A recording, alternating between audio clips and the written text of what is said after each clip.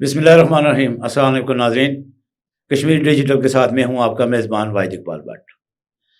नाज़रीन, जैसा कि आप जानते हैं कि पाकिस्तान की कुल आबादी का 60% नौजवानों पर मुश्तमिल है और आप ये भी जानते हैं कि नौजवानों के किरदार के सिवा कोई भी रियासत तरक्की नहीं कर सकती। आज इसी वाले से हमने जिस शख्सियत को यहाँ पे दावत दी है, मुस्लिम लीग नून यूथ विंग नीलम के सदर हैं नासिर सुल्तान। बहुत शुक्रिया, आप तशरीफ़ लाए। वाहिद साहब, बहुत शुक्रिया आपका, आपने इस प्रोग्राम में मुझे मदऊ किया।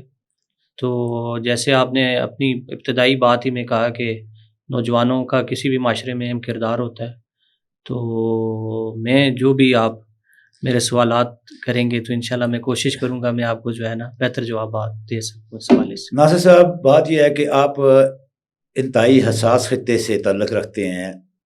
नीलम वैली जो है ये ज़िला आज़ाद कश्मीर के कुल रकबे का 26% है और आज़ाद कश्मीर के बड़े वसाइल का ताल्लुक़ भी वादी नीलम से है। वो मिनरल से हो, वो जंगलात से हो, वो सियात से हो, वो हाइड्रो से हो, या इसके अलावा वहाँ पे कीमती पत्थरों की बहुत बड़ी कानें भी मौजूद हैं। ये बदकिस्मती है हमारी कि हम उससे उस तरह इस्तेफादा नहीं कर सके कि जिस तरह किया जाना चाहिए था। तो इसी तरह जो ये आपका ज़िला है ये तवील अरसा भारतीय जारहियत का शिकार भी रहा, नौजवान और हमारे वहाँ के नहते शहरी शहीद भी होते रहे। उसके बाद एक मार्का हक हुआ। उस मार्का हक में सोशल मीडिया पे हमारे नौजवानों ने बड़ा अहम किरदार अदा किया। इस वक्त भी पाकिस्तान फितनल खारिज फितनल हिंदुस्तान के ख़िलाफ़ बरसरे पहकार है। तो आप क्या समझते हैं इसमें नौजवानों का क्या किरदार होना चाहिए? जैसा कि आपको पता है, नौजवानों का किसी भी जंग में, किसी भी भारतीय कशीदगी के हालात में, चाहे LOC हो या ओवरऑल आज़ाद कश्मीर में, आप देखेंगे एक नुमाया किरदार रहा है। चाहे सोशल मीडिया पे भी हो या ओवरऑल आप अपना रीजन के अंदर आप देख लें। फॉर एग्ज़ाम्पल, मैं जिस रीजन से मेरा ताल्लुक़ है, आज़ाद कश्मीर का सबसे हसास खिता भी है, क्योंकि हमारे अपना पार जो है भारतीय जारहियत का हमें तो हर वक्त ही सामना होता है। तो ये जो इस दफ़ा 9 मई का वाक़या आपके सबके सामने है, जिसमें अल्लाह ताला ने हमें सबको फ़तह से हमकिनार फरमाया, तो ये जंग अज़ीम दोम के बाद ये सबसे बड़ी जो थी ना एयर की जो है सबसे फ़िज़ाई जंग सबसे बड़ी जो है ना पाकिस्तान ने लड़ी भी, और उसमें अल्लाह ताला ने इसमें कामयाबी हासिल की। तो जो है नौजवानों ने अपने अफ़वाज के साथ इसमें सोशल मीडिया पे भी और बाकी तरह भी हर तरह भी लोगों को मोटिवेट किया, लोगों को नकल मकानी से रोका और लोगों की हर हर तरह से जिस जो मुमकिन इमदाद थी उन्होंने उनको फराहम की। तो जिस खिते में हम रहते हैं, ये खिता असास हर लिहाज से भी है, क्योंकि हमारे पास मादनी वसाइल भी बहुत ज़्यादा मशहूर हैं मौजूद हैं, और उस पर दुश्मन की हर वक्त हमारे ऊपर एक कड़ी निगाह रहती है। लेकिन अल्लाह ताला के फजल करम से और बहादुर अफवाज पाकिस्तान की वजह से अल्लाह ताला ने हमें हमेशा कामयाबी अता फरमाई है, और नौजवानों का हमेशा ही मिसाली किरदार रहा है। इसमें एक बड़ी बात होती है कि क्योंकि अफवाज पाकिस्तान को जब अपनी अवाम की मुकम्मल तायद व हमायत हासिल होती है, वो अगर 65 की जंग है तो तब भी कामयाबी हासिल हुई, 71 की जंग है तो तब भी नौजवान साथ खड़े थे, और आज जब मरका हक हुआ तो उस वक्त भी नौजवानों ने यह बड़ा एक किरदार अदा किया। आप अफवाज पाकिस्तान का नीलम में क्या किरदार देखते हैं?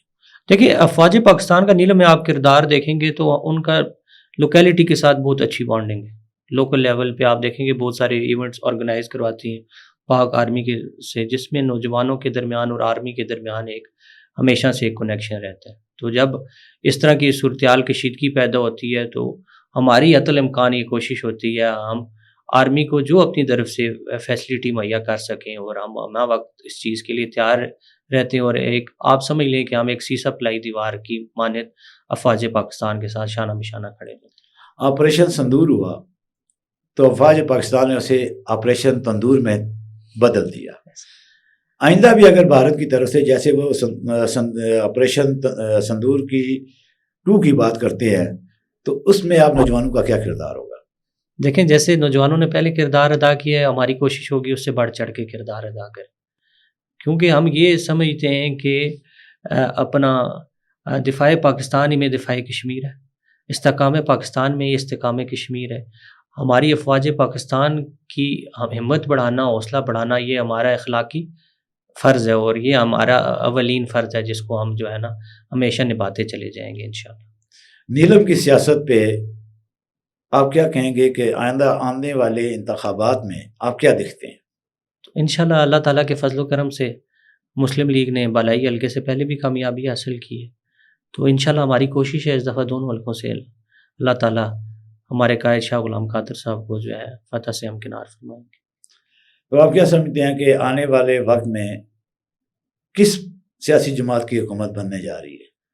آنے والے وقت تو جو ابھی چیزیں چل رہی ہیں تو اللہ تعالیٰ نے چاہا تو اگر یہ سموتھلی چیزیں چلتی رہی تو آپ دیکھیں کہ 2016 کی طرح 2026 میں بھی جو ہے مسلم لیگ برسر اقتدار آئے گی، اور تمام محرومیوں کا ازالہ جو ہے مسلم لیگ ہی کرے گی۔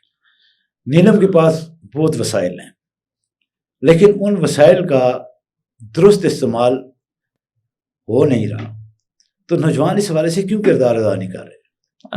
دیکھیں نا، اپنا نوجوانوں کا جہاں تک آپ کردار کی بات کر رہے ہیں اور جو وسائل کا استعمال اور اس کی یوٹیلائزیشن کی بات کر رہے ہیں، بیسیکلی اپنا چیزوں کو درست سمت میں لانے کے لیے ایک وقت کی ضرورت ہے۔ جب سے مسلم لیگ کا قیام ہوا ہے، میں اپنی جماعت کی اس لیے بات کروں گا، میں اس جماعت کی نمائندگی کر رہا ہوں، آپ کے پاس آئے ہوں، باقی پلیٹ فارمز کے نمائندے آپ کے پاس آئیں گے تو ان سے آپ اس چیز کے بارے میں بہتر پوچھ سکتے ہیں۔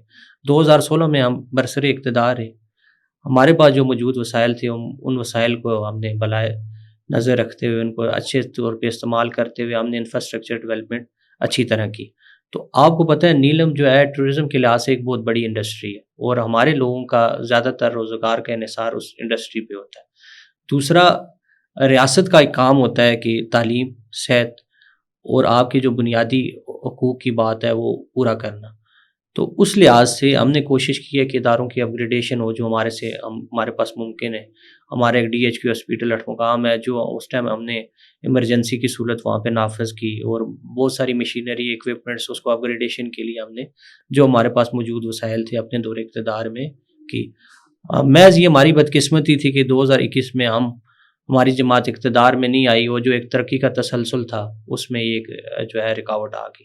جو جہاں تک آپ نے جنگلات کی بات کی، جو یہ بڑا اہم جو ہے نقطۂ نظر ہے، کیونکہ جنگلات کا تحفظ اور اس کو یوٹیلائز کرنا یہ بہت ضروری بات ہے، کیونکہ اس کی گلوبل امپیکٹس بھی ہیں، اور آپ دیکھیں گے موسمیاتی تبدیلیوں پہ بھی جنگلات کا بہت زیادہ اثر انداز ہوتا ہے۔ تو اس لیے ہمیں یہ چاہیے کہ ہمارا جو نیلم ہے بیسیکلی ایک دور آفت علاقہ ہے، اس میں آپ کو پتہ ہے ٹمپریچر بہت زیادہ گر جاتا ہے، تو ہم یہ چاہتے ہیں، ہماری اپنی بھی یہ خواہش ہے کوئی ایسا میڈیم ہمیں مل جائے کہ ہم جس سے جنگلات کا کٹاؤ کم ہو جائے، اور ہمارا جو ہے اپنا یوٹیلائزیشن، مطلب بجلی کی یوٹیلائزیشن ہو، گیس کی فیسلٹیز علیحدہ ہوں، اس پہ ہمیں کوئی ایسی سبسڈی مل جائے تاکہ ہم اپنے جنگلات کو پریزرو کر سکیں۔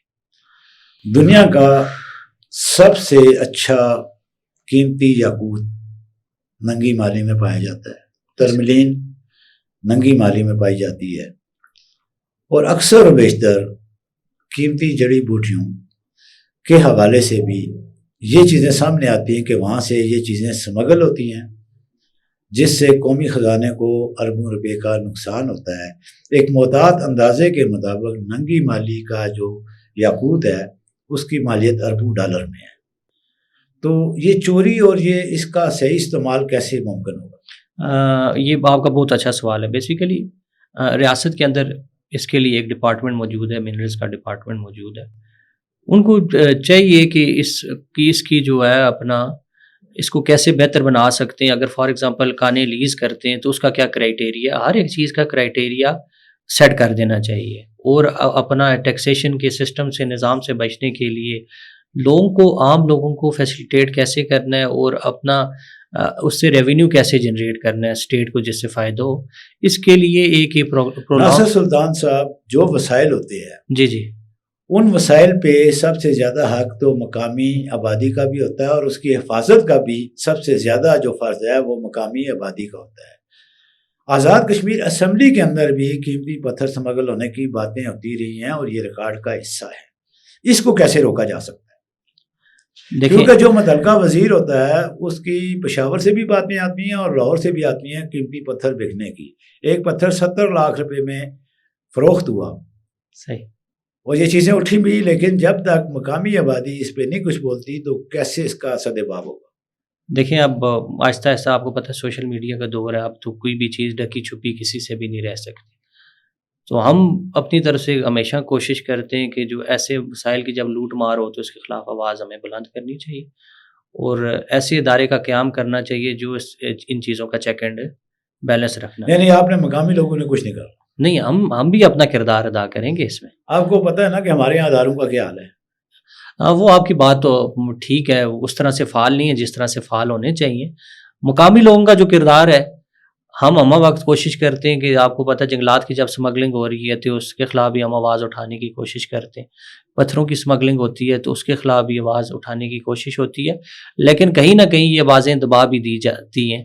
کسی نہ کوئی ایسے عناصر موجود ہوتے ہیں معاشرے کے اندر جو ان آوازوں کو دبا دیتے ہیں. لیکن امید ہے کہ آنے والے وقت میں وہ وقت دور نہیں ہے کہ یہ معاملات سب ختم ہو سیاسی جائیں. سیٹ اپ کمزور ہوا، لوگوں کی امیدیں ٹوٹیں تو عوامی ایکشن کمیٹی وجود میں آئی. عوامی ایکشن کمیٹی کو بڑی پذیرائی بھی ملی. تو کیا آپ اپنے علاقے کے ان وسائل کی حفاظت کے لیے کوئی ایسی تنظیم سازی نہیں کریں گے کہ جو ان چیزوں کو روک سکے؟ دیکھیں بہت ساری تنظیمیں اس حوالے سے آلریڈی موجود ہیں، ورکنگ بھی کر رہی ہیں. وہ کس حد تک فعال ہیں یہ ایک سوالیہ نشان ضرور ہو سکتا ہے، لیکن ہر انسان کی اپنی حد تک ضرور کوشش ہوتی ہے کہ اپنا ان معاملات کو بہتر بنایا جا سکے اور ان چیزوں کی روک تھام کی جا سکے. ہم اپنے پلیٹ فارم سے کوشش کر سکتے ہیں، کیونکہ آج کل ہم اپوزیشن میں بیٹھے ہوئے ہیں، تو انشاءاللہ اگر آنے والے وقت میں یا آج بھی اگر حال میں کوئی چیزیں چل رہی ہوئی تو انشاءاللہ اس کے خلاف ضرور آواز اٹھائیں گے. گزشتہ 4 سال سے تو 4.5 سال سے حکومت اور اپوزیشن والا جو کنسیپٹ تھا وہ تو ختم ہو چکا ہوا ہے. تو ایسے میں آپ نوجوانوں کا فرض نہیں ہے کہ آپ آگے آ کے اس اپوزیشن کا کردار ادا کریں؟ نہیں، ہمارا تو اخلاقی حق بھی بنتا ہے کہ معاشرے میں کوئی ایسا اقدام ہو رہا ہو، کوئی ایسا عمل ہو رہا ہو جو معاشرے کے لیے نقصان دہ ہو، اس کے خلاف ہماری آواز اٹھانی چاہیے. تو آپ نے جو سوال کیا تھا ایکشن کمیٹی کے حوالے سے، ایکشن کمیٹی کو پذیرائی اسی لیے ملی تھی کیونکہ اپوزیشن نہیں تھی. اگر اپوزیشن ہوتی تو شاید اتنی پذیرائی نہ ملتی. جو اصل میں انہوں نے اس ٹائم سلوگن اٹھایا تھا وہ اپنا ایک عام آدمی کی بات کی انہوں نے، جس میں روٹی کی بات کی، انہوں نے آٹے کی بات کی، انہوں نے بجلی کی بات کی. تو انہوں نے ایک عام آدمی کو سڑک پہ لے کے آئے. تو اس کے بعد سے جو باقی چیزیں ہوئی وہ آپ کے سے. ایک آخری سوال، آزاد کشمیر کا کون سا سیاستدان نوجوانوں کا پسندیدہ ہے آپ کی نظر میں؟ میری نظر میں سر ہمارا پسندیدہ میری شخصیت و شاہ غلام قادر صاحب ہے. میں یہ سمجھتا ہوں وہ اپنا سیاستدان سے زیادہ ایک اسٹیٹس مین. میں یہ سمجھتا ہوں ہمیں ایک ایسے انسان کی ضرورت ہے جو ریاست کی بقا کی بات کرے، ریاست کے اندر لوگوں کو جوڑنے کی بات کرے، اور ریاست کے اندر نوجوانوں کو جو اس طرح افراتفری کا شکار ہیں ان کو ایک پلیٹ فارم پہ اکٹھا کرنے کے لیے اور ان کے لیے ایک امید بن کے سامنے. بہت شکریہ. ناظرین، ناصر سلطان کو آپ نے سنا. انہوں نے کہا کہ کوئی بھی مرحلہ آئے، آزاد کشمیر کے نوجوان اپنے افواج پاکستان کے شانہ بشانہ کھڑے ہیں. انہی الفاظ کے ساتھ اجازت چاہوں گا. اللہ نگہبان.